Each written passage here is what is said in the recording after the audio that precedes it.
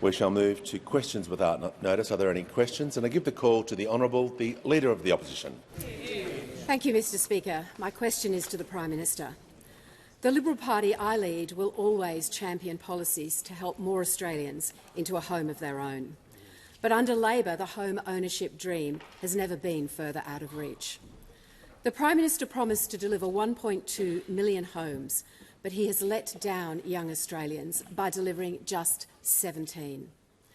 With leaked Treasury advice confirming this is a broken promise, will the Prime Minister abandon his failing policies and work constructively with the Coalition to address Labor's housing crisis? The Minister for Housing. It is the first question of this term. Trust me, do not interject before a minister, including the Prime Minister, has begun their answer. The Prime Minister has the call. Thanks very much, Mr Speaker. Well, there is a housing minister for the LNP from Queensland called Sam O'Connor. This is what he had to say. A major milestone has been reached with construction underway on one of the Gold Coast's largest social and affordable housing projects. The high-rise, supportive housing project is being delivered by the Australian Government's Housing Australia Future Fund. Went on to say, Order. Importantly, this project will provide 200 vulnerable Gold Coast households with much more than a safe and secure roof over their heads. The Master Builders Australia support our programs. Danita Warren, the 1.2 million homes we say is achievable. For the first time, we've seen a federal government actually recognise that they've got a leadership role in resolving this problem. Up until the Albanese government, we have seen federal government say no, it's the problem of the states, it's the problem of local government. Who might Danita Warren have been speaking about? The former government that over the 9 long years didn't bother to have a housing minister for half of the time, had complete contempt for public housing, provided no incentives for... And the Leader of the Opposition has asked her question. I'm just going to ask her, now that she's been given the courtesy of her question being heard in silence, that she directs the same courtesy to the Prime Minister. The Property Council of Australia, Mike Zorbas, Chief Executive, the 5-year national housing target is already a success. There is currently an outbreak of nationally coordinated political leadership and productivity on planning and housing, something we have not seen so far this century and would not have seen without the Accord.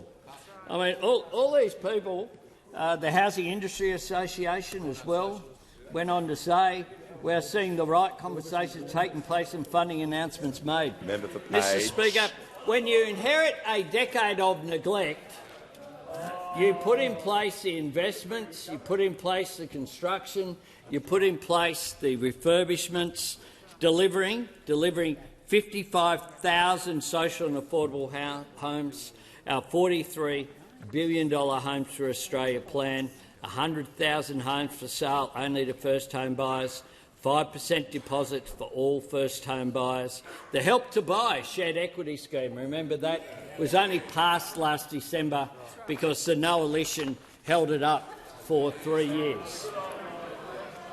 Order. Prime Minister will refer to the Coalition as the Coalition. Oh, collective term. Order. Give the call to the honourable member for Dixon. Thank you, Speaker. My question is to the Prime Minister. How is the Albanese Labor government delivering real and lasting cost of living relief, particularly for young Australians, students and apprentices? Give the call to the Prime Minister. I thank the member for Dixon for her questioning. Can I congratulate her on what was an extraordinary first speech in this chamber last night. It was a privilege to be here, and I think that it will go down as one of the great speeches, a great beginning to what I'm sure will be a long career as the member for Dixon. Today we are cutting student debt by 20% with the legislation that we've introduced. We announced it last December. We said it would be the first piece of legislation that we would introduce were we to be re-elected. And one of the reasons why we sit on this side of the chamber is because of this policy, because it resonated with those young Australians in particular who are looking for intergenerational equity measures, which is what this is, saving some 3 million Australians an average of $5,500 each. But of course, those opposite said they would oppose this, and they went through the election campaign with one of the big distinctions between the Labor government and the opposition being that we wanted to provide that cost of living help like we did throughout the last term, and consistent with what they did in the last term, they opposed every single measure. This helps not just people who are university graduates, but about 280,000 apprentices who've got vocational education as well. And it's just one of the measures. We didn't wait for Parliament to come back before we started delivering on our cost of living agenda. On July 1, paid prac for student nurses, teachers, social workers and midwives began.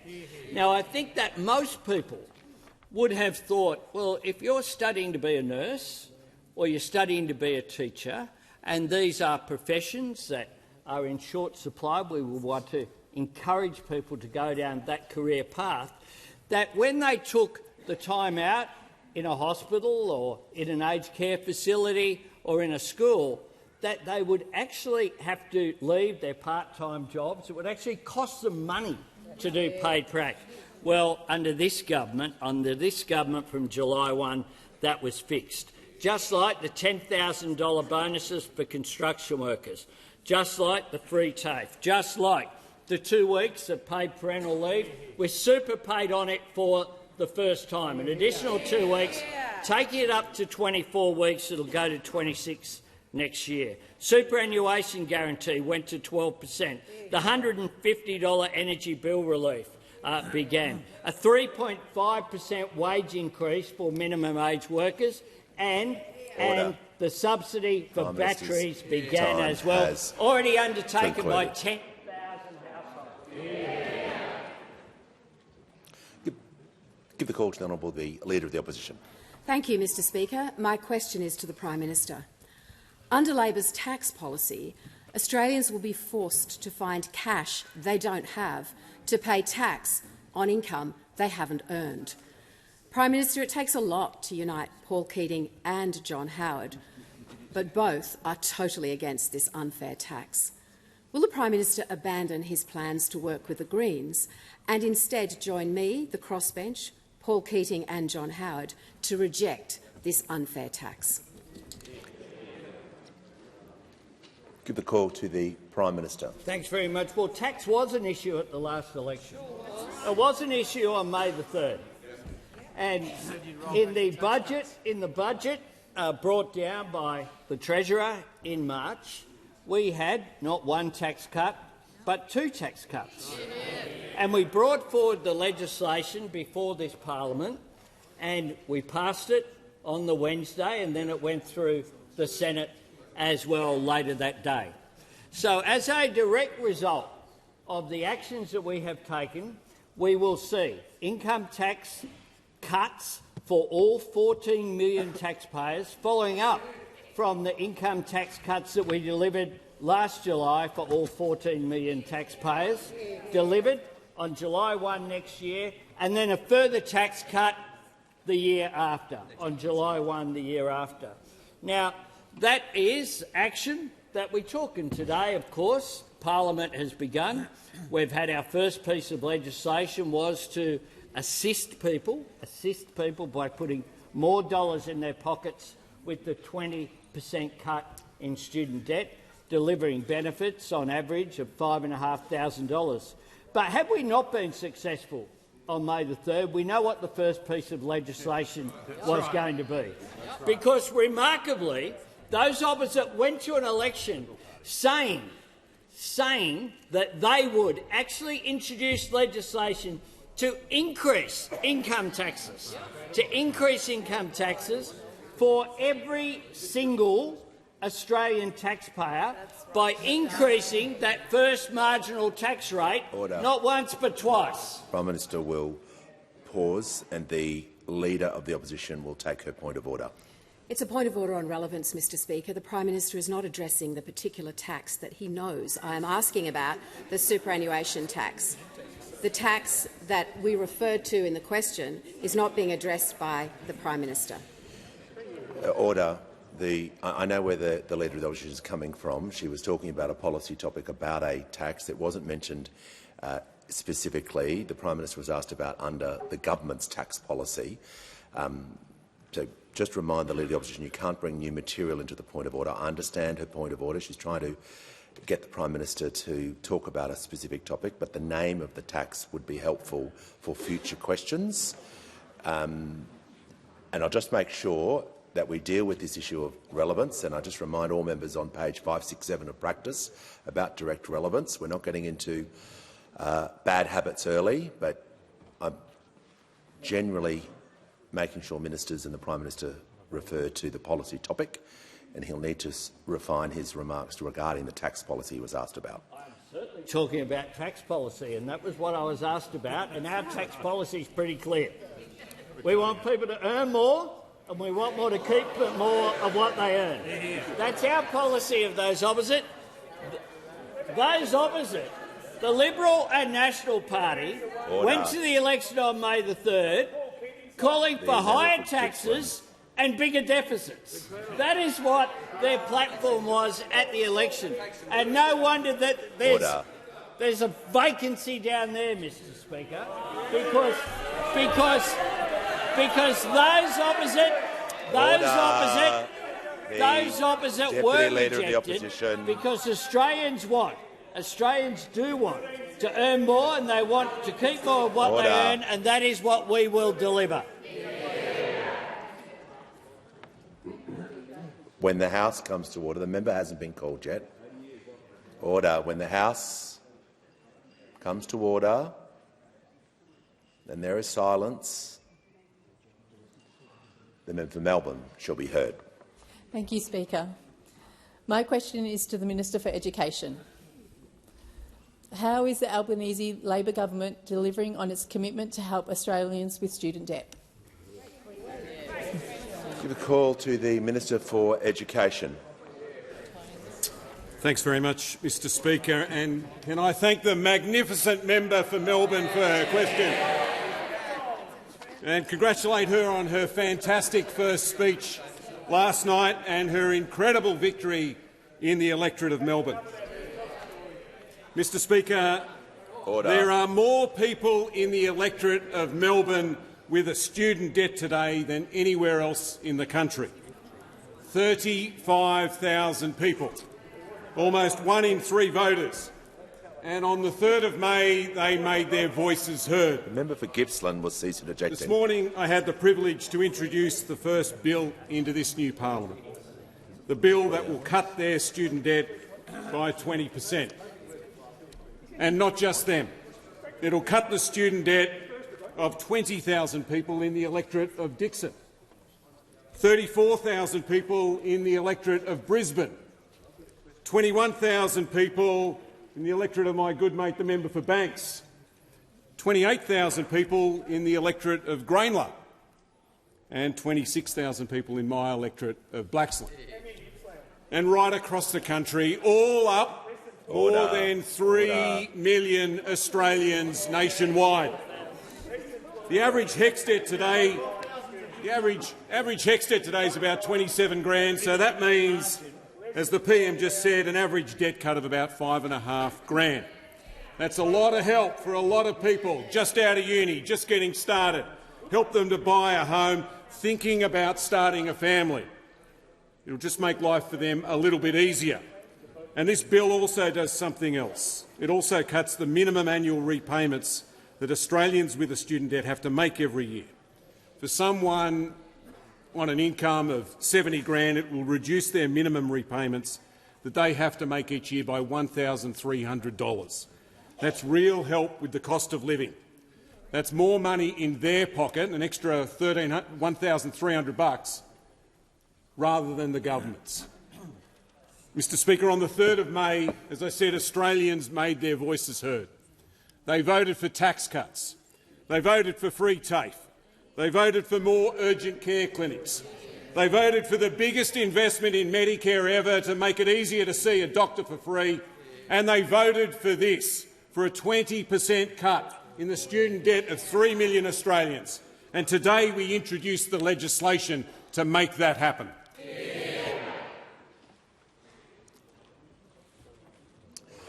The call to the honourable member for Bradfield. Thank you, Speaker. My question is to the Minister representing the Minister for the Environment. One of the first acts of this government was to approve the extension to the North West Gas project, locking in billions of tonnes of greenhouse gas emissions out past this century. Whenever she has made unpopular decisions in the previous term, the Minister for the Environment said she was simply following the law. Minister, you are the law. When will the pro-fossil fuel Albanese government stop gaslighting the Australian public and implement the changes it has long promised on our environmental reforms? Order. The members on my right will cease interjecting. It's far too much noise during that question. I'll give the call to the Minister for the, representing the Minister for the Environment, Water and the Leader of the House. Thanks very much, Mr Speaker. And I thank the member for Bradfield and congratulate her on her election as well. The first thing to say with respect to the North West Shelf is there are two sets of legal provisions. There are the legal provisions that we've made on environmental law, which go to a range of environmental treaties. That's their basis, and that are handled by the Minister for the Environment. And there's a series of other pieces of legislation handled by the Minister for Climate Change that make sure that we are doing what the government has said we will do with respect to emissions. The project on the North West Shelf that the member for Bradfield refers to is subjected to both. So in terms of the impact on climate change, it is subject to the safeguards mechanism. It's subject to the safeguards mechanism because it's a high-emitting project. The laws that we've passed with respect to climate change apply to that project. But at the same time, when the Environment Minister considers environmental law, that's where they consider a series of other issues, including threatened species and, in this case, quite specifically, having to consider issues around heritage and, in particular, issues relating to rock art. There are specific conditions that the proposed decision, at the moment it's a proposed decision, the final decision hasn't come down, but the Environment Minister has put forward a proposed decision, and with respect to the concerns about potential impact on the nearby rock art, there are strict conditions on air emissions which have been put forward in that proposed decision. So in terms of the impact on climate change, it's affected by the other legislation we've put in place, and in terms of the heritage impact, it's affected specifically by the EPBC Act, what's known as our environmental legislation. The member would be aware of the different things that have been said already by the government, and particularly by the Environment Minister, in terms of the work that the government is doing, both with industry stakeholders and with environmental groups, to try to make sure that we can bring environmental law reform together in this term. That negotiation is happening, that work is happening, because at the moment, until we're able to get environmental laws that are fit for purpose, we have a situation where no one wins in terms of business wants to be able to make sure it can get decisions in a timely way, and from the environment perspective, we want to make sure we're better able to protect our precious environment and our Australian heritage. The Minister has made clear that that work is being done, and it's being done by the government. Give a call to the honourable member for Griffith. Thank you, Mr Speaker. My question is to the Minister for Health. Minister, how are Medicare urgent care clinics making it easier for Australians to see a doctor when they need to and where they need to? Great question. Give a call to the Minister for Health and Ageing and the Minister for the National Disability and the National Disability Insurance Scheme. Thank you, Speaker. And to the new member for Griffith, can I say congratulations on your election and on an absolutely terrific first speech last night. And thank you for the energy with which you sold our government's plan to strengthen Medicare, for more doctors, for more nurses, for more bulk billing, for more urgent care clinics and for even cheaper medicines. And your background as a leader of the mental health organisation, the Kookaburra Kids Foundation, made you absolutely the right person, along with Senator Wong, to announce our government's commitment to expanding the Gidget Foundation Centre's support for perinatal mental health as well. But I was especially delighted in early March, Mr Speaker, to join the now member for Griffith at the Medicare Urgent Care Clinic in Woolloongabba, the South Brisbane Medicare Urgent Care Clinic. That's one of 87 clinics we established last term. We promised 50, we delivered 87, all open 7 days a week, extended hours, fully bulk billed, and more than 1.7 million Australians have already gone through one of those 87 clinics, Mr Speaker, including 23,000 in South Brisbane. Around a third of those patients, Mr Speaker, are kids under the age of 15, like Natasia's 4-year-old daughter who went to the South Brisbane Urgent Care Clinic after an accident at Kindy. She said in her Google review, Natasia did, that Anna, the receptionist, was terrific, that Kirsty, the nurse, was, and I quote, the most generous and patient nurse I've ever encountered, and she was a bit of a rap for Dr John as well, Mr Speaker. She said that we were there for less than an hour and left with all the information we need and a little lady who was all bandaged up. This clinic bulk bills and validates parking. I think it's the first clinic I've heard of doing that as well. It's a testament, never stops getting better, Mr Speaker. It's a testament to public health. I'm so grateful for the experience we had. Now, Mr Speaker, at the last election we promised 50 more of these urgent care clinics, including one in Greenslopes, the other end of the member's electorate. Expressions of interest have already opened for some of those clinics, Mr Speaker. We've committed to all 50 being open in this financial year, but I'm doing everything I can to get as many open as I can before Christmas, Mr Speaker, because, as the Minister for Education and the Prime Minister have said, we are so focused on delivery. We are so focused on repaying the trust shown to us by the Australian people, including around our plan to keep strengthening Medicare. Our expanded urgent care clinic will mean that 80% of the Australian population live within a 20-minute drive of an urgent care clinic. They'll be looking after 2 million patients each and every year, every single one of whom will be bulk billed. It is absolutely a core part of our plan to strengthen Medicare. Call to the Leader of the Nationals. Thank you, Mr Speaker. My question is to the Assistant Treasurer. Can the Assistant Treasurer clarify how Labor's super tax on unrealised capital gains would operate for a farmer who has their farm held in a self-managed superannuation fund when they've had a failed season with no income? Call to the Assistant Treasurer and Minister for Financial Services. I thank the Leader of the National Party for the question. I would like to firstly state that it's important, I think, to go back to the purpose of superannuation when we consider this important reform. Superannuation was a very important reform brought in the early 1990s, and it was for the purpose of providing dignity and certainty in retirement for people across the Australian population. That is an extremely important piece of context, because this reform that we are talking about is very important in improving the sustainability and the fairness of the superannuation system. I would also like to add that this reform is a reform that will only apply to around 0.5% of member balances. It is going to be a reform that applies only to balances of $3 million or more, balances which are well above what is needed for people to achieve dignity and certainty in retirement. I also want to stress, Speaker, that this reform will still provide concessional tax treatment for that part of the balances over $3 million. Goldstein will cease interjecting. It will provide tax. Order. The Minister will just... Whoever's interjecting can cease so I can hear the Leader of the Nationals on his point of order. Speaker, just a point of order on relevance.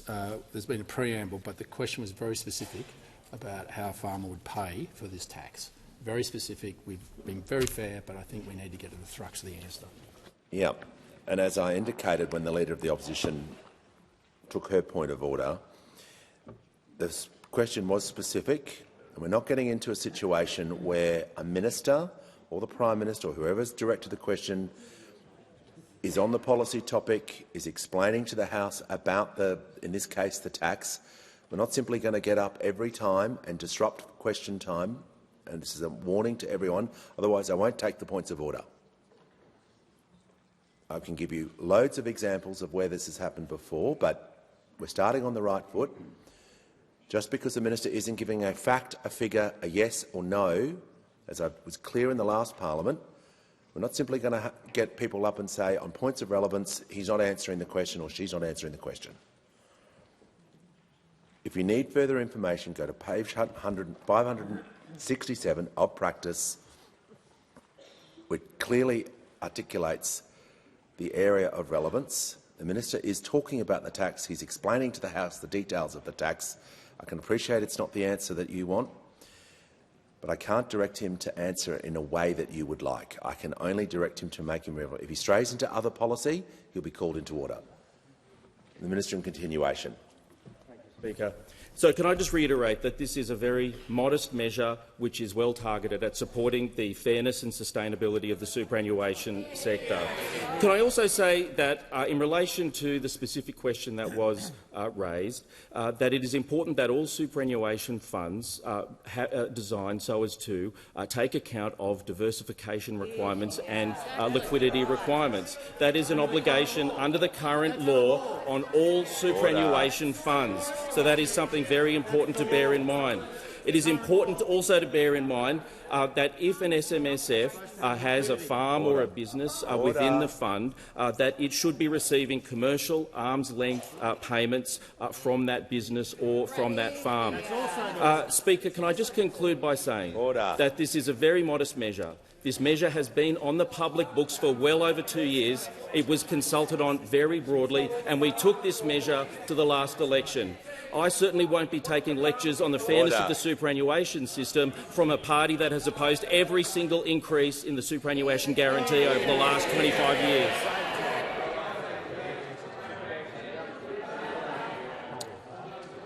The member for Cunningham will cease interjecting, and the member for Gippsland can give it a rest too. Order. I'd like to hear from the honourable member for Brisbane. Mr Speaker, my question is to the Minister for Climate Change and Energy. How is the Albanese Labor government getting on with the job of delivering a fairer, better energy system, as well as acting on climate change? Is the government being asked to consider any other proposals? Call to the Minister for Climate Change and Energy. Well, thank you very much, Mr Speaker. I thank my honourable friend for the question. I enjoyed campaigning with her during the election campaign on multiple occasions, and I said before the election she'd be a wonderful member of parliament, and I say after the election she's a very welcome member of parliament in this House, Mr Speaker. And on May the 3rd, the Australian people gave the Albanese government a clear instruction to keep on going. To keep on going with the task of building a better energy system for our country, Mr Speaker, and that's exactly what we intend to do. And I'm pleased that overnight we saw new figures showing that the financial year just ended was a record for renewable energy investment, double the financial year before, more than 4 gigawatts of new renewable energy connected. This is actually energy that is up and running and connected to the system today, and that is a good thing. And we're also getting on with the job of delivering our cheaper home batteries policy, which we sought a mandate from the Australian people for, Mr Speaker. And as the Prime Minister said before, we didn't wait for Parliament to sit. This came into force on the 1st of July. And I'm happy to give the House an update that today, 3 weeks after it came into force today, an update even from yesterday for the House, 11,045 households across Australia have taken advantage of the cheaper home batteries policy, Mr Speaker, saving their energy bills and reducing their emissions. And this is a policy we designed for the suburbs and regions of Australia. We designed it for those people, Mr Speaker, in the suburbs and regions. And I'm pleased to share with the House where this policy is being taken up the most, Mr Speaker. It will be of some interest to the House. Which postcode has taken up the cheaper homes batteries policy the most, Mr Speaker, in all of Australia. It's 2570, Camden in the electorate of Hume, Mr Speaker. The electorate which is most embracing of the Albanese government's cheaper home batteries policy, showing we're getting on the job. But the member for Brisbane asked us if we're being asked to consider any alternatives, and I'm sorry to say we are. We are, Mr Speaker. I've been given a copy of the Coalition's anti-net zero bill. I'm not sure if the Leader of the Opposition has seen one, but I have. It came into my possession. That's going to be moved by the member for New England. We saw the member for New England, the new dream team, the dream couple, the member for New England, the member for Riverina are out there this morning backing each other in. The member for Riverina said on the Kieran Gilbert show, "We're virile and we're out there," he said. The member for New England and the member for Riverina. Now, this is not his Tinder profile. This is his dream ticket. This is his dream ticket. He's not looking to swipe right. He's looking to swipe out the member for Maranoa, Mr Speaker, is what he's trying to do. But they're trying to betray the member for Maranoa, but what they're really doing is betraying people in rural and regional Australia, because people in rural and regional Australia are people who pay the price of drought and floods, Mr Speaker, which will be more common and more severe under climate change. It's people in rural and regional Australia who have the most to gain out of the jobs and investment created by net zero, Mr Speaker. That's what the Albanese government gets. That's what those who will betray rural and regional Australia do not understand. The Minister's time has concluded. Order. When the House comes to order and there is silence, we'll hear from the Deputy Leader of the Opposition. Thank you very much, Mr Speaker, and my question goes to the Prime Minister. Will the government rule out ever taxing unrealised capital gains on anything beyond superannuation? Order. Members on my right. Order. Order. The Deputy. No. Before the Treasurer begins, the Minister for Energy and Climate Change will cease interjecting. The Deputy Leader was asked his question in silence, and he was given the courtesy of the House as he deserves.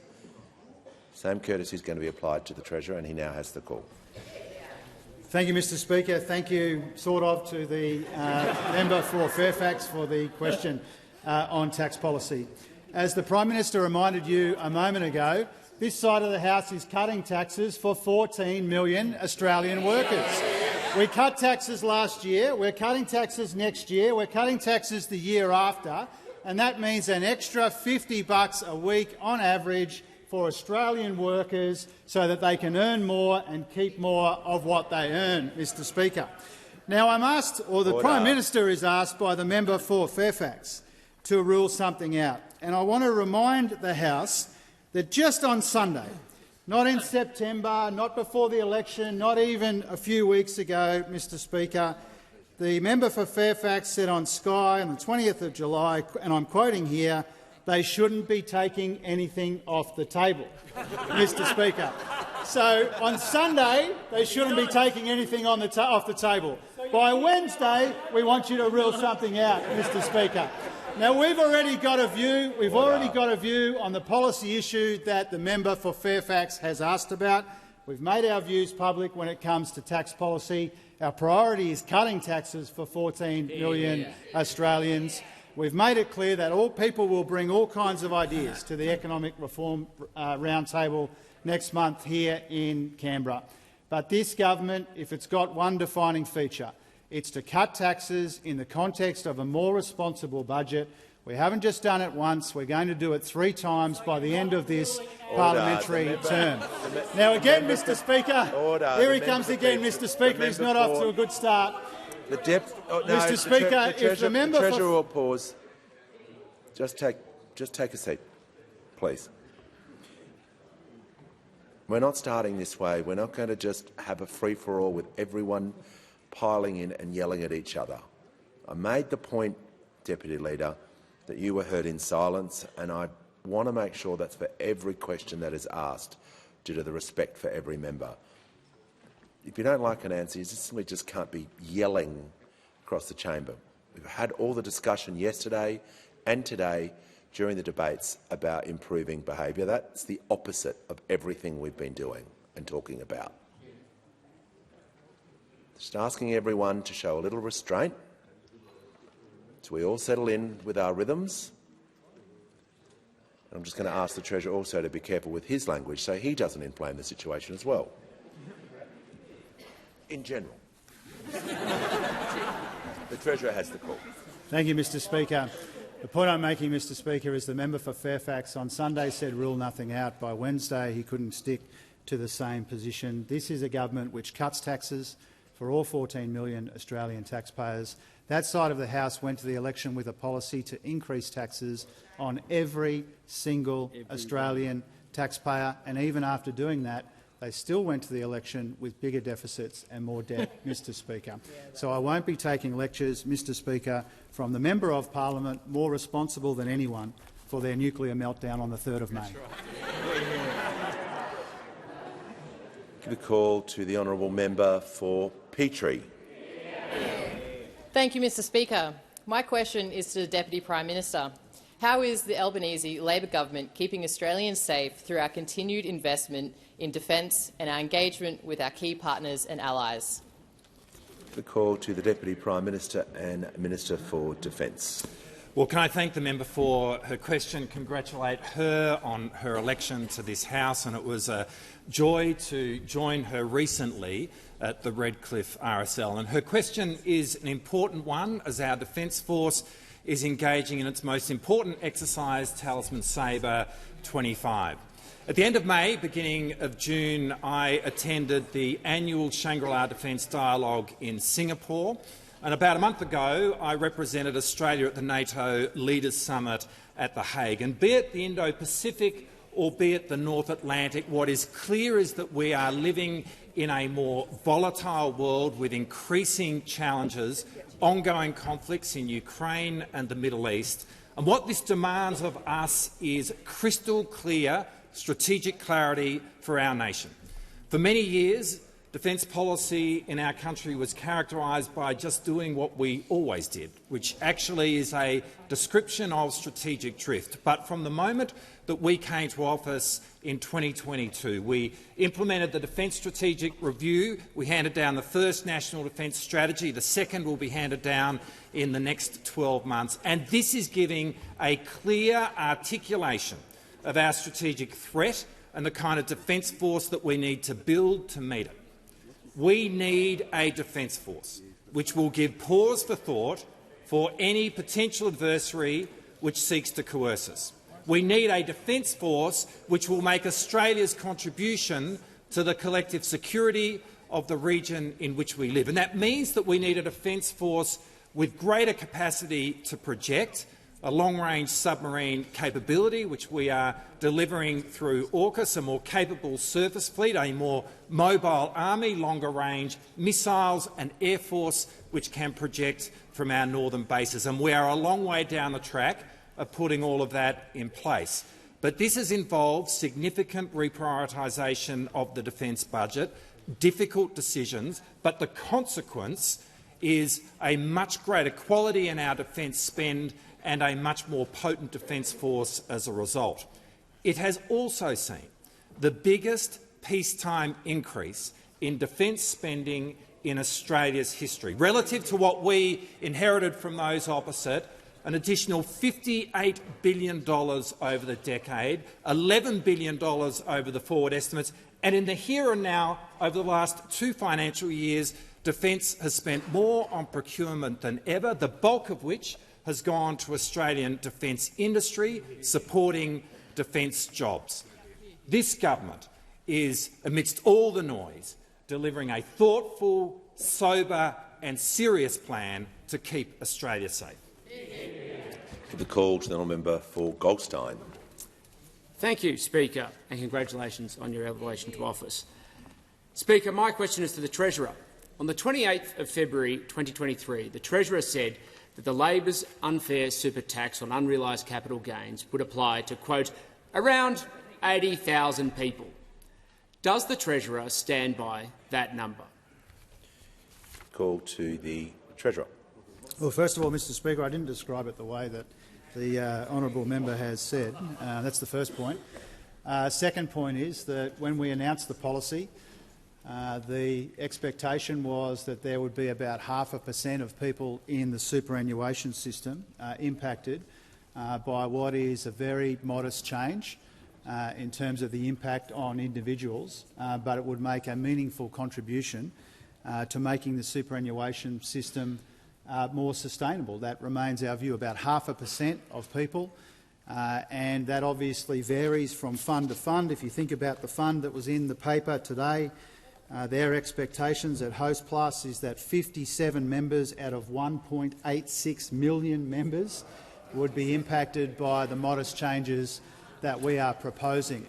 Now, as the Assistant Treasurer said a moment ago, we are the big believers in superannuation. We're about strengthening superannuation, and those opposite are about weakening superannuation. And for evidence of that, Mr Speaker, think about the fact that on the 1st of July this year, we completed the journey to 12% compulsory superannuation. That's something we're very proud of on this side of the House. So too are we proud, Mr Speaker, to be paying the superannuation guarantee on government-paid parental leave for the first time ever, Mr Speaker. I shout out the minister here for the work that we did on that in the last term of parliament. Now, part of our responsibility to the superannuation system is to make sure that it is treated in a concessional way, that those concessions are generous, but also that they are sustainable. And after these changes are implemented, there still will be generous tax concessions for everyone in the superannuation system, but for the 0.5% of people with balances more than $3 million, remembering the average retirement balance is about $340,000, Mr Speaker. The Treasurer will pause. The member for Goldstein on a point Speaker, of order. Point of order. I asked a very specific question about whether he stood by a number of around 80,000 people. The Treasurer did deal with that part of the question. He disagreed with the way that was, and he gave some facts and figures about. I know you're after a yes or no, and I can appreciate that. You can resume your seat. I don't know. Not sure what you're waiting for there. But he's now talking about the policy, so he was directly relevant and dealt with the assertion in your question, the claim you made. So he is talking about the policy. He's not talking about any other tax policy yet, but if he strays into any other territory, be assured I will make sure he is being directly relevant to the question you asked. But he now has the call. Thank you, Mr Speaker. It remains our expectation about 0.5% of people in the superannuation system will be impacted by this modest change. They'll still get very generous tax concessions in superannuation. It will be slightly less generous. For example, someone with $3 million, instead of getting a $14,000 tax break, they'll get a $13,000 tax break for their investment, and so it continues to be concessional. I think the respected financial commentator Noel Whittaker has made a similar point, that it remains concessional in the fund for everyone, but a bit less concessional for people more than $3 million. Now, Mr Speaker, I think what this question shows, apart from the fact that the Shadow Treasurer has already been benched, what this question also shows, Mr Speaker, is that this side of the House cutting taxes for 14 million Australians, that side of the House going to the wall for 0.5% of people in the superannuation system who already have more than $3 million in super. The call to the honourable member for Menzies. Thank you, Speaker. My question is to the Treasurer. How will the Albanese Labor government continue to help ease cost of living for Australians in a responsible way? Call to the Treasurer. Mr Speaker, it's a source of considerable pride that we say today that we have a Labor member for Menzies, Mr Speaker. And we heard another unbelievably good first speech from the member for Menzies yesterday. In common with so many of the new colleagues in this place, I congratulate him on his election in a tough seat, and I congratulate him on a characteristically thoughtful first speech in this place yesterday afternoon as well. Well done to the member for Menzies, Mr Speaker. Now, one of the reasons the member for Menzies is here is because this government has maintained a primary focus on helping Australians with the cost of living. We know that Australians are under pressure, and this government has been all about finding the most responsible and meaningful way that we can help people with the cost of living. And getting on top of inflation, making sure that we could keep inflation in the Reserve Bank's target band. That was a huge focus of our first term, and it will remain a big focus in our second term as well, Mr Speaker, because we know that even with all of the substantial and now sustained progress that Australians have made together in our economy, with inflation down, real wages up, unemployment low, continuous economic growth, interest rates starting to come down, people are still under pressure. And that's why we did introduce today legislation that will slash student debt. I pay tribute to the Education Minister and the Prime Minister for the first bill of the 48th Parliament introduced today. But that, as the Prime Minister and as the Education Minister has said, this is just one of the ways that we are delivering cost of living help from this month, Mr Speaker. From the 1st of July, increases to the minimum wage and award wages benefiting almost 3 million Australian workers, an increase to the super guarantee, more paid parental leave and paying super on it for the first time, more energy bill relief, more help for people to get into a building trade, Mr Speaker, cheaper home batteries as well, Mr Speaker, paid prac for students, and also the usual increases to social security payments. In addition to all of that, Mr Speaker, we're cutting income taxes for every single one of the 14 million Australian taxpayers, Mr Speaker. Now, this cost of living help was at stake in the election. It was on the ballot in the election, Mr Speaker, and if those opposite had their way, this cost of living help would not be rolling out into our communities, to our families and in our economy, Mr Speaker. They wanted higher taxes, lower wages and still higher deficits, Mr Speaker. Now, we have picked up where we left off in the last term, delivering this cost of living relief. We know that the people of Australia have put their faith in this Prime Minister and his government. We will work hard every day to repay that faith, continue to help where we can with the cost of living in the most responsible way that we can. The call to the honourable member for Curtin. This is a question for the Minister for Communications. In the last Parliament, this government initiated an inquiry into online gambling, which resulted 2 years ago in a report containing 31 unanimous recommendations, including phasing out ads for online gambling. The government hasn't even responded to our report, let alone implemented its recommendations. Since the report, countless more lives have been ruined by gambling harm. Our communities want to see change. Will the government commit to implementing these recommendations during this term? Call to the Minister for Communications and the Minister for Sport. I thank the member for Curtin for her question and her genuine and ongoing commitment to reform in this area, and I know that's a commitment shared by all of the committee members of that standing committee of the 47th Parliament. And I will assure the member for Curtin that that work goes on. This government has delivered the most significant online wagering harm reduction initiatives in a decade. That's what this government did last term, and that work continues. We take very seriously our responsibility to people affected by online wagering, particularly young people and particularly vulnerable people. And obviously I'm the new Communications Minister. I've been getting my feet under the desk, and as part of that work I have been taking meetings with harm reduction advocates, with the broadcasters, with the sporting codes, to get my head around this and what the pathway looks like moving forward. And I know that the Minister for Social Services and myself have been working together on this, and we are committed to continuing the work of the previous ministers from the first term. And that is very good work, because it was the most significant gambling harm reduction measures in Australian history. We banned the use of credit cards for online wagering. That is so significant. We launched BetStop, which is the National Self-Exclusion Register. We forced online wagering companies to send their customers monthly activity statements to itemise their wins and their losses.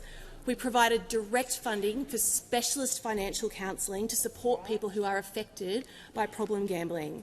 We introduced new minimum classifications for video games with gambling-like content. We introduced new evidence-based taglines in wagering advertising. We introduced nationally consistent staff training, and we established mandatory customer ID verification for online wagering. At the end of June 2025, I can give an update to the member for Curtin that BetStop has recorded 44,841 registrations, 39% of whom have chosen a lifetime ban. That is good work, and that work now goes on. Give the call to the honourable member for Hughes. Here. Thank you, Mr Speaker. My question is to the Minister for Housing, Homelessness and Cities. What is the Albanese Labor government doing to address the generational housing challenges facing Australians, and how will it progress this work in a second term? Good question. The call to the Minister for Housing, the Minister for Homelessness and the Minister for Cities. Thank you so much, Speaker, and can I congratulate you on your re-election as the Speaker of this House. I look forward to 3 more years of a very well-run parliament, and I hope we didn't get things off on the wrong foot, Speaker.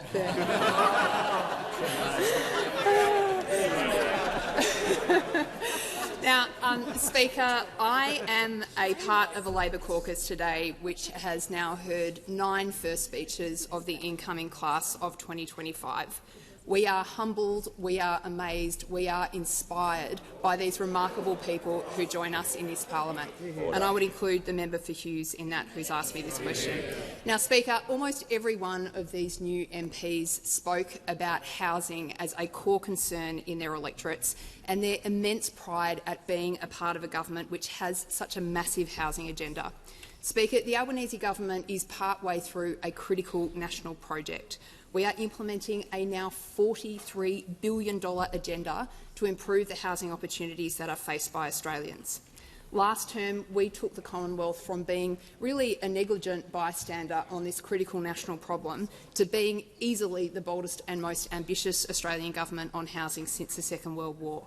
We're making it easier for people to buy, we're making it better to rent in this country, and we are building more homes. Now, that has had real implications in our first term for Australians, Speaker. In our last term, 175,000 Australians took advantage of our 5% deposit program, getting into their first home for the first time. More than 1 million households around our country benefited from our 45% increase to Commonwealth rent assistance.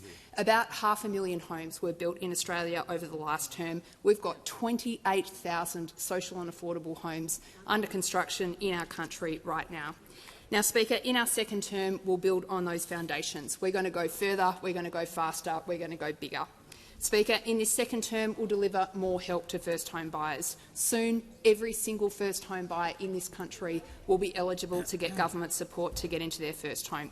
We'll build more homes, including 100,000 homes that will be set aside exclusively for first-home buyers with no competition from investors. And we're working with the industry at the moment to address one of the biggest challenges that we face in housing, and that is that it is too hard to build a house in our country today. Now, the Commonwealth has some control over this, and that's something that we're working on towards the August Productivity Roundtable. Now, Speaker, housing is going to be an absolute foremost priority of our government in this second term, and it must be indeed for the whole parliament. Housing is in crisis in our country. Every single one of us is duty-bound to spend our time and energy trying to find real solutions to the problems that we face. My door is open to everyone in this parliament, Speaker, from every party, from every part of our country, to help us work together to make a difference to the lives of Australians. Call to the Deputy Leader of the Opposition. Thank you, Mr Speaker. My question goes to the Prime Minister. Given the Treasurer's refusal in his previous answer to rule out taxing unrealised capital gains beyond superannuation, can the Prime Minister advise the House if taxing unrealised capital gains on the family trust, the family home, is to be considered by this government? The Prime Minister has the call. Thanks, Mr Speaker. I'll give a big tip to the member for Fairfax. The time to run a scare campaign is just before an election, not after one. Not after one. That's the time when you stand up and you say, will you rule things in, will you rule things out? Order. Because the next election is due in May 2028.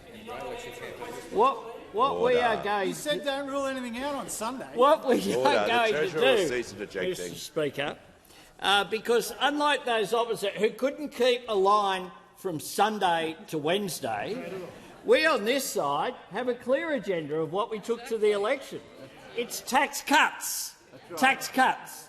You on that side of the House, including the member for Fairfax, took a position to the election, apart from the 7 nuclear reactors that they wouldn't visit. They took a position which was to have tax increases for 14 million Australians. 14 million. So it's a bit early.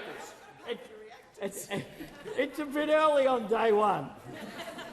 Day one to start the rule-in, rule-out game that they themselves said on Sunday was juvenile and absurd. They on Sunday he'll be going to the economic roundtable, and I look forward to him making the sort of contribution that he made to the last term of parliament, which we on this side appreciated, particularly the member here, the Minister for Energy, who's very disappointed. But I'll make this point as well. The last Shadow Treasurer, it was like there was a nuclear force field around the Treasurer asking him questions. The Shadow Treasurer has had 2 opportunities and has failed to do so. Order. Has the Prime Minister concluded his answer? We might give him a go. Order. It's not about giving anyone a go. The Deputy Leader is entitled to a point of order and he'll now make it. Thank you very much, Mr Speaker. And we have had over 2 minutes of a preamble from the Prime Minister on relevance. He hasn't actually answered the question. He has dodged the same question the Treasurer has dodged. Yeah. Order.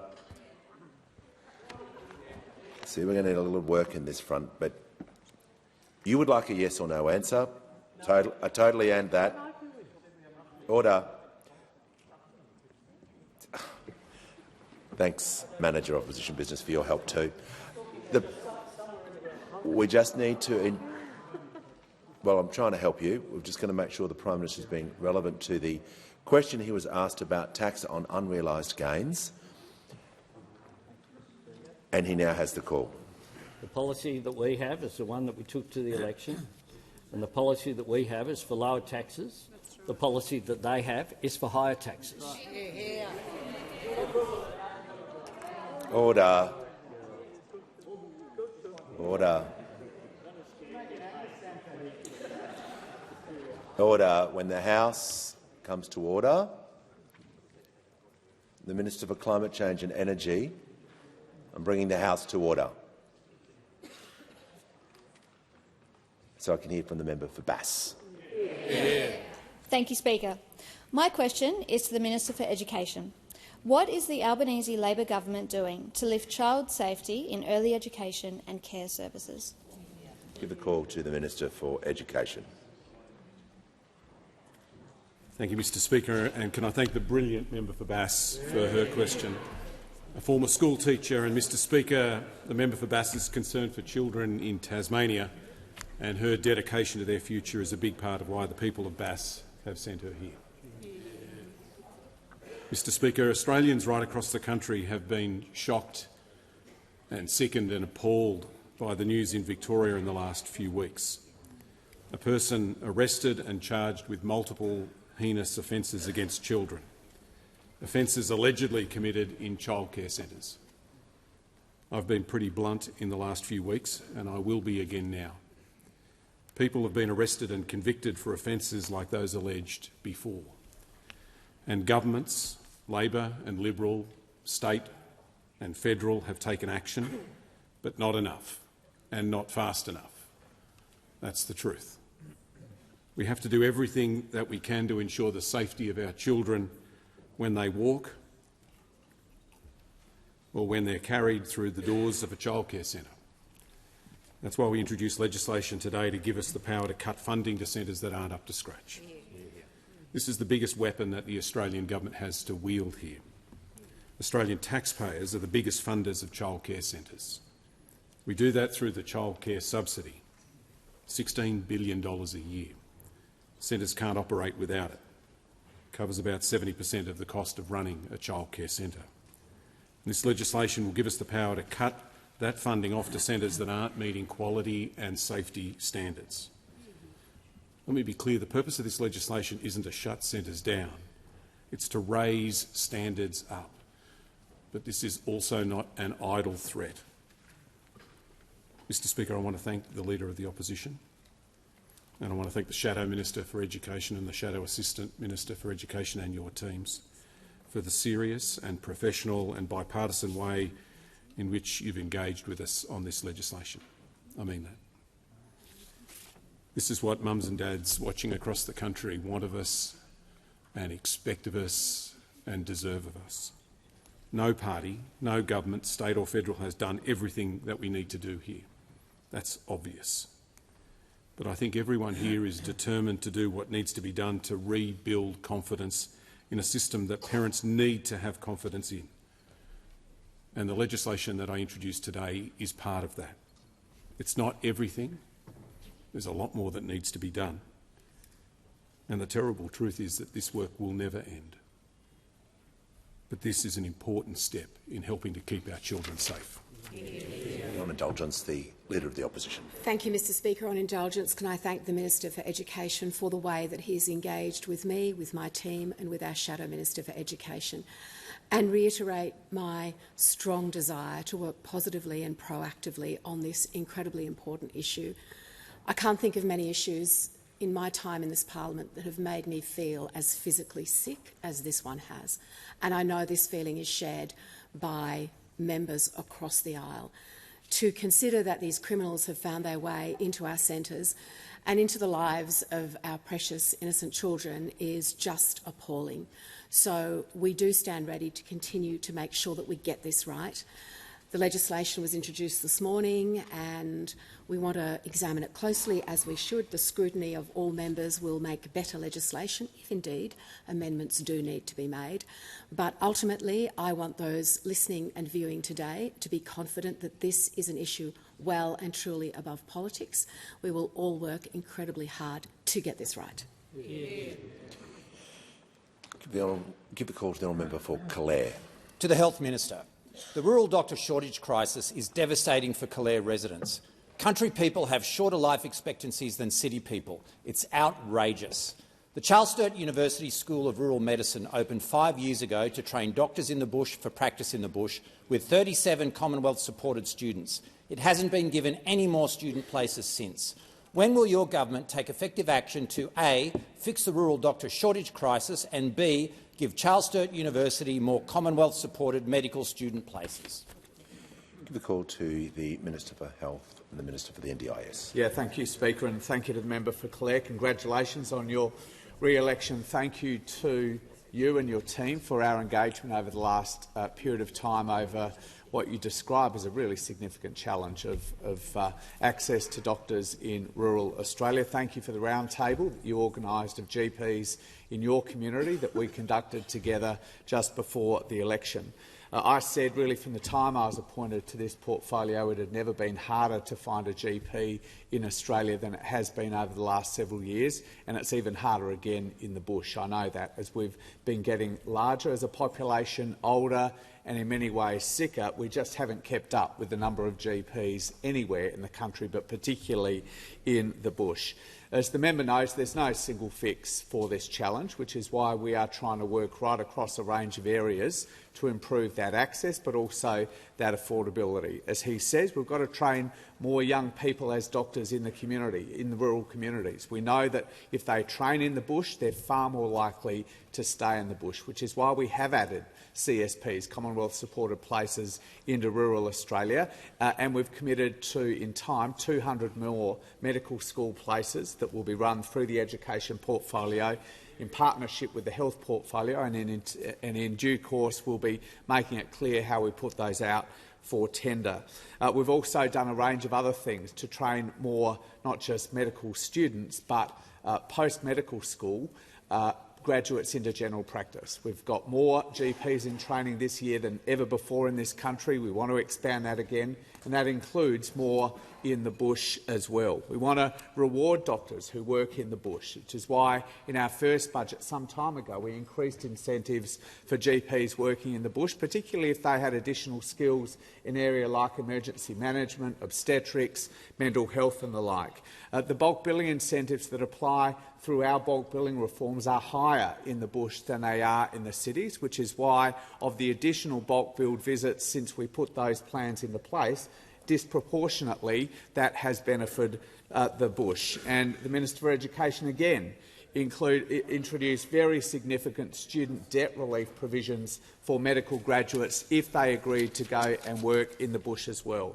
But we know that we're not going to be able to train enough Australians quickly enough to deal with the challenges that you have been talking about so strongly, the member for Clare, which is why we're also trying to cut red tape and cut costs for overseas trained doctors in countries where we have a high level of confidence, like the UK, New Zealand and Ireland, to come into Australia, particularly to practice in the bush. In the last 12 months, there's been a 500% increase in the number of GPs from those three countries applying to come here and work in communities like yours.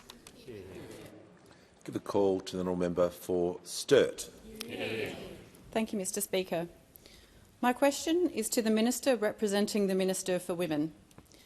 How is the Albanese Labor government continuing to deliver for women in this term of government?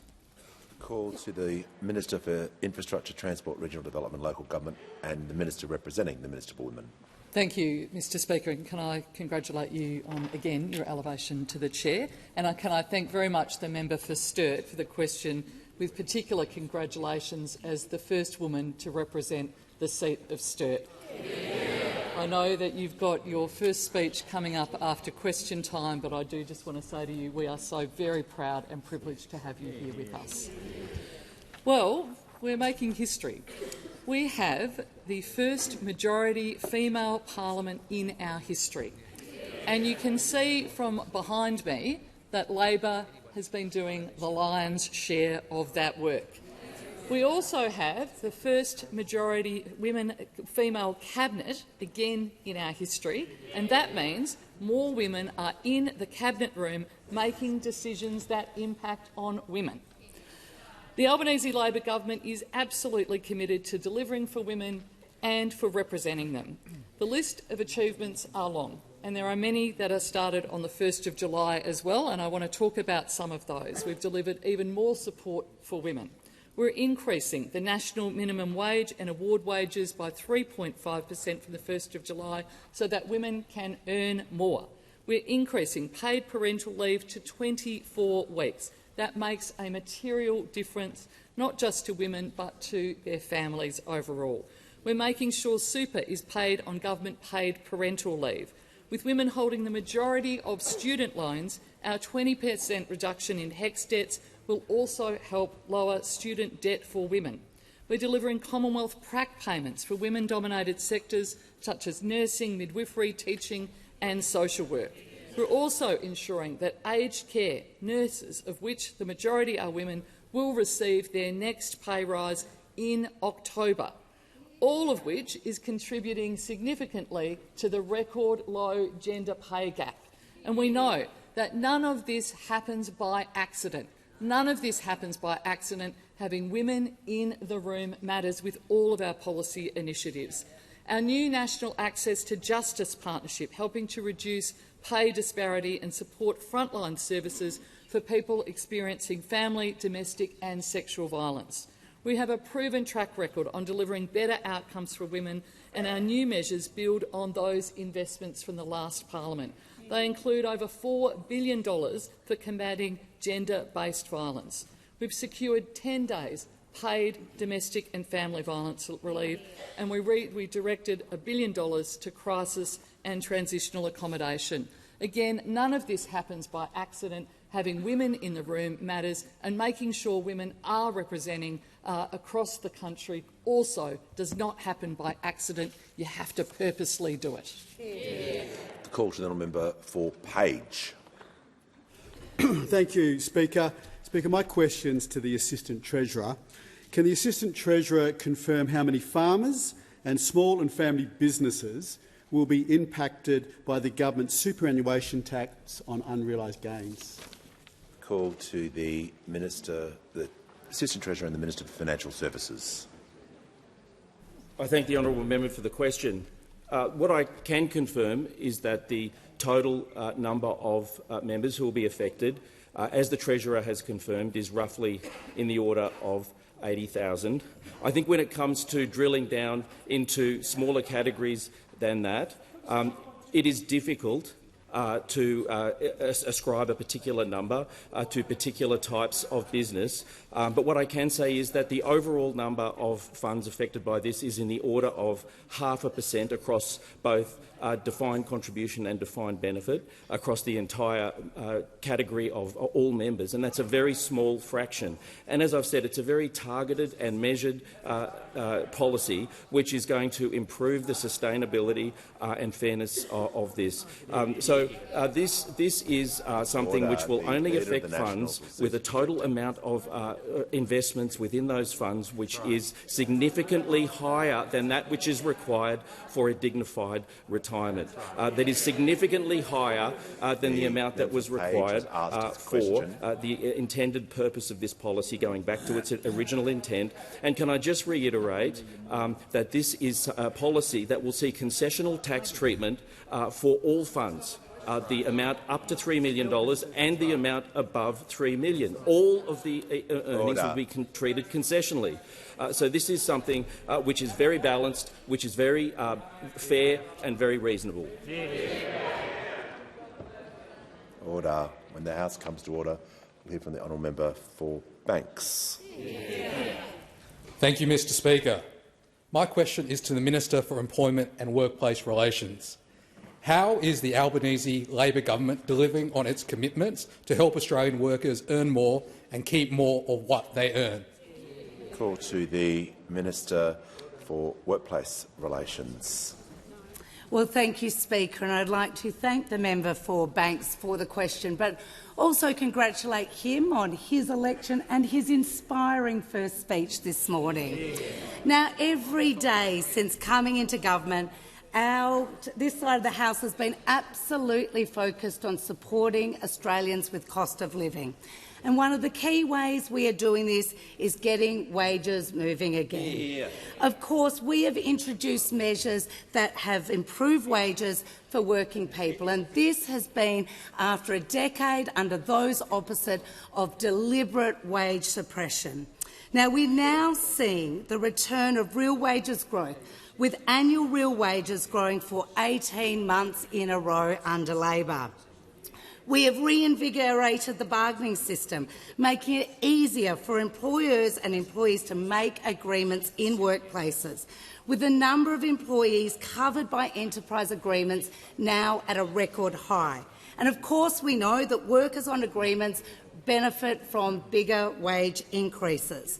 We've also closed the Labor hire loophole with our same job, same pay changes, meaning some workers are now earning $60,000 more as a result of our changes. Our right to disconnect laws have given workers the right to clock off. A recent HR Institute study found that more than half of businesses reported saying that our changes improved engagement and productivity. And we're closing the gender pay gap. We've seen the gender pay gap hit a record low under our government. We've backed and funded a 15% pay increase for early educators and up to a 28.5% for workers in aged care. These workers have been undervalued for too long, and our government values them. Ensuring Aussie workers earn more and keep more of what they earn is a key focus for our government. And we are now delivering on our election commitments. We made a submission to the Fair Work Commission for a real wage increase for our lowest paid workers. Now, the minimum wage earners are now earning $9,120 more a year since we were first elected in 2022. Our government will ban unfair non-compete clauses that are holding Aussies back from moving into better, higher-paid jobs. And tomorrow, I will introduce legislation to protect the penalty rates and overtime rates in modern awards so workers who rely on the safety net will not go backwards. Our government is backing Aussie workers. The Albanese Labor government is focused on delivering on our commitments to build Australia's future, ease cost of living pressures and help Australians earn more and keep more of what they earn. The call to the member for Clark. Speaker, my question is to the Deputy Prime Minister representing the Minister for Foreign Affairs and Trade. Deputy Prime Minister, in July, 2 vessels were reportedly docked in Botany Bay with some 175,000 tonnes of petrol from the Jamnagar refinery in India, which uses up to 55% Russian oil. So these vessels effectively carried some 90,000 tonnes of Russian-sourced petrol paid for by Australians, which will help fund Putin's war in Ukraine. Deputy Prime Minister, why are the loopholes in our sanctions so big you can drive a tanker through them? Call to the Deputy Prime Minister, Minister of Defence and the Minister representing the Minister for Foreign Affairs. Well, firstly, can I thank the member for his question, and in doing so acknowledge his commitment to the support of Ukraine in its resistance against the immoral invasion by Russia of its territory, and reiterate that our government, and I know the whole of the Australian people, stand with Ukraine in their resistance against Russia. And I was at the NATO summit able to meet with my counterpart Rustem Umerov to express our support for Ukraine in its resistance to Russia, and he indicated to me, as I know President Zelensky has to the Prime Minister, the deep sense of gratitude that the Ukrainian people have to the Australian people for supporting their cause. In relation to the question of sanctions, sanctioning Russia is a critically important part of what we need to do in terms of supporting Ukraine in its efforts to resist Russia. At that same NATO summit, I announced increased sanctions to an additional 44 people and entities, which now means that in total there are about 1,500 people and entities in Russia which are the subject of Australian sanctions, which sees a significant impact on the Russian economy in areas such as electronics, areas such as energy, areas such as finance. And it is a really important part of what we need to be doing to contest Russia in this moment. But it's not everything, as you know, and we continue to support Ukraine across the board. Since we've come to office, we have had iterative announcements in supporting Ukraine with renewed assistance, and that includes most recently 49 Abrams tanks, the first tranche of which are now in the hands of the Ukrainian armed forces. And we will. The Deputy Prime Minister will pause. The member for Clark is entitled to a point of order, and he shall take that now. Thank you, Speaker. On relevance, the question goes directly to the issue of Australia using Russian oil in the production of our petroleum and other fuels. Yes, that was part of the question, and I'm just going to remind the Deputy Prime Minister, while he needs to be directly relevant, and he is talking about that issue, he has a remaining minute to conclude his answer. Well, thank you, Mr Speaker. And sanctions, which is the topic of the question that the member has asked, is an important part of what we are putting in place to stand with Ukraine, and our government will stand with Ukraine. I know the Australian people will stand with the people of Ukraine for as long as it takes for Ukraine to resolve this conflict on its terms. The call to the honourable member for Deakin. Thank you, Speaker. My question is to the Prime Minister. How did the Prime Minister's recent trip to China help to promote and protect Australia's interests? Call to the Prime Minister. I thank the member for Deakin for his question, and I know from my visits to his now electorate on many occasions during the last term that he understands the importance that these global relationships can have. And at a time of global economic uncertainty and strategic competition in our region, it is particularly important the way that Australia navigates this uncertainty and manages this competition is critical to both our security and our prosperity. And our relationship with China is an important part of that. 1 in 4 of Australian jobs depends upon trade, and nearly a third of our exports go to one destination, China. Indeed, it is absolutely critical for jobs here in Australia. And we know from the fact that the impediments to trade have been removed, the benefit that that has got, the benefit in repairing and stabilising that relationship. Of course, we have a different political system and different values, but we'll cooperate where we can, we'll disagree where we must, and we'll engage in our national interest. And I'm asked how it will benefit this relationship. And certainly the leaders of some of Australia's biggest companies and biggest employers who accompanied me on this visit certainly know that that's the case. The Business Council of Australia understand. That's why they had a high-level delegation of CEOs and chairs of finance companies, of universities, as well as resource companies and manufacturing sectors, legal and service providers as well. We know that the big iron ore exporters, Fortescue, BHP, Rio Tinto and Hancock certainly understand it, which is why they participated with their counterparts in the Steel Decarbonisation Roundtable, something that could make not just an enormous difference. Ross Garnaut expects it could be worth 3 to 4 times the value of our iron ore exports are today, as well as the most significant contribution we could make to reducing global emissions. The beef producers of Queensland know that this relationship matters. The lobster fishers in Geraldton know that this matters. The rural communities who grow barley know that this matters. Our tourism operators, and we signed a significant expansion deal there, know that it happens. The wine sector, be it in the Barossa or Margaret River or Tasmania or the Yarra Valley or the Hunter Valley, all know that this matters.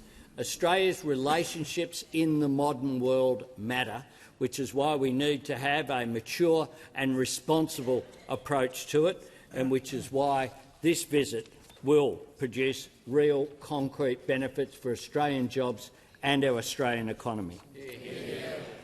Call to the honourable member for Hume. Thank you, Mr Speaker. Prime Minister, the circumnavigation of Australia by armed PLA Navy vessels, which included live-fire exercises without warning in the Tasman Sea, was totally unacceptable and must never happen again. Following his 6-day visit to China, what assurances did the Prime Minister receive from the Chinese President that armed PLA Navy vessels will no longer conduct surveillance and live-fire exercises off our coast? Call to the Prime Minister. Well, thanks, Mr Speaker, and I thank the new Shadow Minister for Defence for his question. And while I was in China, I saw the Shadow Minister for Defence's comments when it comes to the long-held position that has been a bipartisan position up to now when it comes to the issue of the Taiwan Straits, the fact that the United States has had a long-term position about strategic ambiguity, and that has been done for a responsible reason. But what we saw from the Shadow Defence Minister in his first outing in uttering comments in an area that requires responsibility, requires a national interest, requires the support of our sovereignty when it comes to our decision-making processes, what we saw is a breach. Now, I'm not sure if that's the position of the Liberal Party today or the National Party today or where it is. Order. Members on my right. Member for Chifley can see interjecting as well. The member for Hume is entitled to a point of order. He'll state it. Relevance, Mr Speaker. That answer bore absolutely no relevance to the question. The question was about assurances from the Chinese President about whether or not there would be a repeat of the surveillance and live-fire exercises off our coast. Yeah, the Prime Minister did give a preamble, did give some context, but he wasn't asked about the Shadow Minister's comments. He was asked about his visit, so I'll ask him to return to the question. I was asked about the visit. I was asked about the defence relationships which relate to China and the fact that we do have strategic competition in the region that we have to deal with. And during that visit, those comments by the Shadow Minister for Defence were entirely irresponsible. When it comes to— Order. Order. Members on my left. When it comes to Australia's position, I put forward, as I have publicly, that we were concerned about what occurred earlier this year. I also put forward the response that it was in international waters and in the context which is that Australia participates in exercises in the South China Sea, in the region, in a consistent way, not just Australia. And at the same time, of course, our Talisman Sabre exercises were occurring, but we regularly participate, and not just as a nation-state, but we participate as well with our ally in the United States, but we also participate with other countries in international waters. That is what we do. We comply with international law, and we expect international law to be complied with as well. Order. Give the call to the honourable member for Braddon. Thank you, Speaker. My question is to the Leader of the House. How is the Albanese Labor government continuing to deliver on its legislative agenda to help Australians? Call to the Leader of the House. Thanks very much, Mr Speaker, and I thank the member for Braddon for the question. There's 150 of us in the room, all of whom faced an election, but only one of us recorded the largest swing in Australia. And congratulate the member for Braddon in that. The legislative agenda for the government has already started, and as the Prime Minister has already referred to in question time, that legislative agenda is different because we have a Labor government. That legislative agenda involved the first bill today being the 20% cut to student debt for students from both universities and TAFE who have student debt, that they will get a 20% cut, which they would not have had. It was at risk as to how the election would go, and certainly the plan from the coalition, the alternative would have been that the first bill was to raise taxes for every Australian taxpayer. Instead, from opposition, their first bill is coming from the member for New England to abolish net zero, which is now there. This continues what we did in our first term. In our first term, issues that were stake in the legislative agenda that went through because we had the Albanese Labor government got wages moving. Because we had the Albanese Labor government, legislation for energy bill relief. These were all opposed. Making medicines cheaper, free TAFE, the urgent care clinics, progress on closing the gender gap. These issues were all at stake, but the principles of the last term, that this would be a government that wanted people to earn more and keep more of what they earn, and that this would be a government where no one was held back and no one would be left behind, is part of the legislative agenda for the Albanese government in its second term. Today, because the government is Labor, we have started the pathway for 20% off student debt. We will go on with legislation to make sure that penalty rates for workers are guaranteed. That will happen because the government is Labor. We will continue to have tax cuts for every taxpayer because the government is Labor. There will be more free GP visits because the government is Labor. There will be even cheaper medicines because the government is Labor. There will be permanent free TAFE only occurring because the government is Labor. There will be more affordable homes. After 3 years where they're kept being blocking by the Coalition and the Greens to stop more homes being built, there will be more affordable homes because the government is Labor. There will be more energy bill relief because the government is Labor. You'll have a situation where people will earn more and keep more of what they earn because the government is Labor. Call to the Prime Minister. I ask further questions to be placed on the notice paper.